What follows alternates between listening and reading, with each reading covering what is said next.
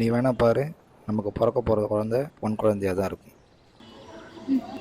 இப்போ பிறக்கிறது பெண் குழந்தையா இருக்கணும்னு வேண்டிக்கிறாங்க. அவங்க நினைச்ச மாதிரி பிறந்தா மகாலட்சுமியே வீட்டுக்கு வந்ததுன்னு சொல்றாங்க.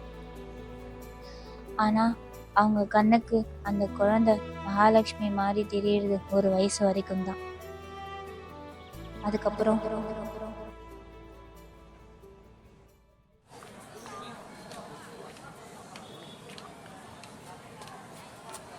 என்ன தேஜா, நேற்று நைட்டு சொல்லித்தரேன்னு சொல்லியிருந்தேன், கால் பண்ண எடுக்கலை. 8 மணிக்கு மேலெல்லாம் எங்கள் வீட்டில் ஃபோன் கால்லாம் பேச விட மாட்டாங்க. அப்படியா?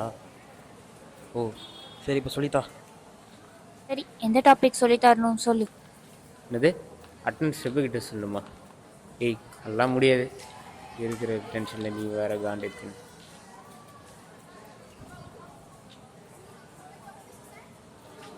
இரு, நான் கிளாஸுக்கே வரேன். பொண்ணு ஒரு பையனுக்கு சொல்லி தர்றது கூட இன்னொருத்தர் கண்ணுக்கு அது தப்பாதான் தெரியுது. முதல்ல இந்த கிளாஸ் ட்ரெப்பை மாற்றி தொலைணும்டா. சும்மா நசன்னு சொன்னாச்சு. டேய், வரும்போது அட்டண்டன்ஸ் சொல்லணும்னு ஸ்டோன் பெஞ்சாண்ட போனா அப்பயும் ஒரு பையனோட உட்காந்து கட்டில் போட்டுன்னு இருக்கடா. இதெல்லாம் காலேஜுக்கு படிக்க அனுப்பிச்சாங்க இல்லை பசங்களோட பேச அனுப்பிச்சாங்களா? சை.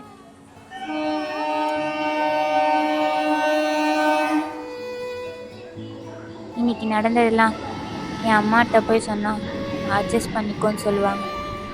இதே என் அப்பா கிட்ட போய் சொன்னா பொண்ணை என்ன லட்சணத்தில் வளர்த்து வச்சிருக்கேன்னு என் அம்மாவை தான் திட்டுவாங்க.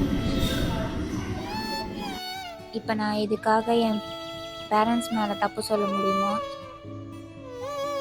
இல்லைனா அவங்கள இப்படி மாற்றி வச்சிருக்க சொசைட்டி மேலே தப்பு சொல்ல முடியுமா? வரைக்கும் என் லைஃப்பில் இருக்கிற டெசிஷனை நான் எடுத்ததும் இல்லை, யாரும் என்னை எடுத்து விட்டதும் இல்லை.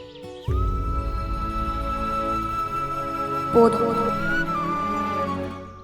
என் லைஃப்பில் இருக்க டெசிஷனை இனிமேல் நானே எடுத்துக்கிறேன். சின்னதோ பெருசோ தப்போ சரியோ நானே பார்த்துக்கிறேன். என் லைஃப்பை இனிமேல் யாரும் டிசைட் பண்ண வேணாம்.